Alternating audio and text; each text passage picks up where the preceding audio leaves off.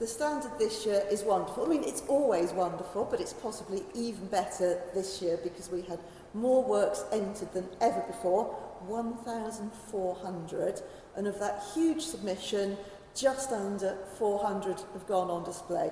Beautiful works. Though, of course, we're very conscious there's all those artists who weren't lucky enough to get their works included this year, and I think I'd like to start by thanking them, thanking everybody who's been a part of this exhibition, even the artists who weren't successful this year, because, I mean, just so many works get submitted, and it's because of artists' enthusiasm for this event that it turns into this wonderful exhibition. Well, there's always next year, isn't there? There's always next year, and the year after that, and the year after that, and so on, because we've been doing this exhibition for 120 years, so it's a really big part of kind of what we are at the Victoria Art Gallery. It's very much a community exhibition with works by lots of local artists, even as young as 12 years old. So it's a real celebration of the local artistic community. We will go and look at that board in a while. That's youngsters under a certain age, isn't it?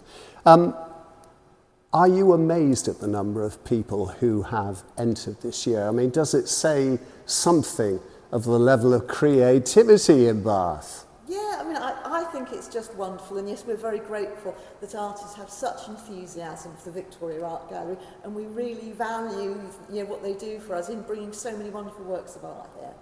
Your favourites? I mean, difficult, I suppose, but you were on the judging panel? I was on the judging panel this year, and it was such a wonderful opportunity to have that sort of insight into the inner workings of how the exhibition is put together. And I have to say, for those who feel sort of disheartened that they've been rejected, often in the judging we say really kind things about works that we think are lovely but maybe not quite right for us. I personally tended to vote in favour of works that were on the small side, because obviously small pictures, we can fit more of them in. So, I have to say to all you artists out there, probably best if you don't send us anything enormous for future Bath Society exhibitions.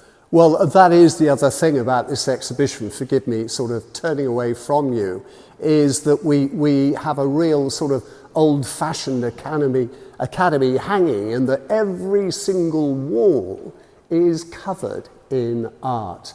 And I think that's amazing, because we live in this age of images, including work by Peter Randall Page over there. We live in this age of images, and we click on social media, on the internet. Wonderful to come here and actually use our eyes to look at things. But it was amazing being here first thing on Monday morning last week. And that was the next stage after the judging, because the pictures had been chosen.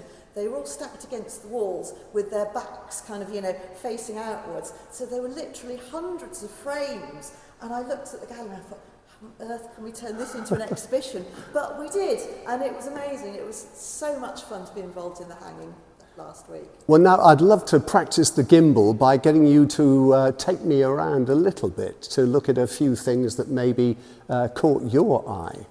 Should we go and see the picture that I've bought? Yes, let's. Let's do that. Well, this year I felt that because I'd had such a wonderful time being involved in putting this exhibition together, I really wanted a permanent memento of this to hang in my house. So I bought this absolutely beautiful watercolour by Sian Thomas. It's called Stir It Up. Never bought a watercolour before, but I thought this is just so beautifully painted and such a sort of pleasing, calming work of art that I really wanted to have a place in my home. Will it go in the kitchen? I mean, it's sort of kitchen themed. It will go in the kitchen, yes, I have space for it. We've come out into the area where you actually get your tickets, and of course the gallery shop. We have a wall here containing some of those young people's entries. Can we have a look at that? Yes, let's go over here. Well, I decided that it would be nice to keep the works by young artists all together, because it's a really nice celebration of young talent. And also, obviously, although we have an admission charge for the main gallery, though of course Discovery card holders can get in for free, this area is free access for everybody. So I thought this was the best place to hang works by the young artists. And I have to point out this fabulous portrait of a duck painted by the youngest artist. At the private view, he was saying, well, you know, it's not really my best work. I was younger when I painted it. He was 11 when he painted it, and now he's 12. And we very much hope that he and the other young artists will be submitting work to Bath Society exhibitions in the future. It's of a very high standard, isn't it? Incredible stuff. Yeah, they're absolutely wonderful. And you know, they're certainly not the kind of works that people would look at them and think, oh, they're just by children, they're no good. You know, as you say, the standard is very, very high, absolutely wonderful. It's just really nice to see these works here. How long is the exhibition on for? It's on until the 11th of January, so people have plenty of time to come and have a look. And of course, I have to mention that practically all works in the exhibition are for sale, and 50 of the 400 works are actually under £250, so it is fairly affordable. Art is certainly a very good investment.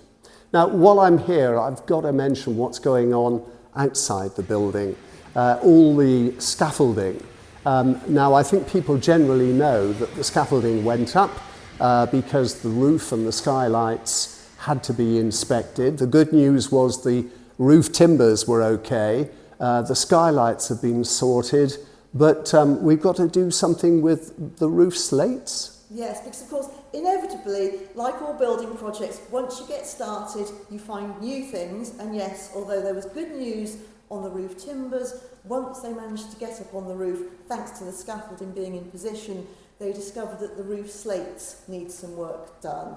And actually, it's great that this has happened, that they've gone up there to inspect them, because the roof slates were cracking. They maybe would have held out for a couple more years, but they would have needed to be replaced in the not too distant future.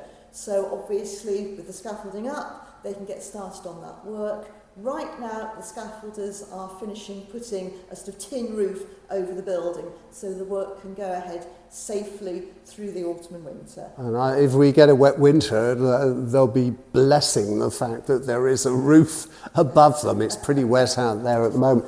This, of course, is going to push back the reopening of the gallery on the first floor. Yeah, it's pushing back the reopening, but if it means that the building is, you know, safe, sound and watertight for many years to come, then it's worth the delay. And yes, of course, you know, we miss the upper gallery. We really miss the upper gallery, but the work has to be done, and it's wonderful that the council is providing the funding to make the building properly watertight for many years to come.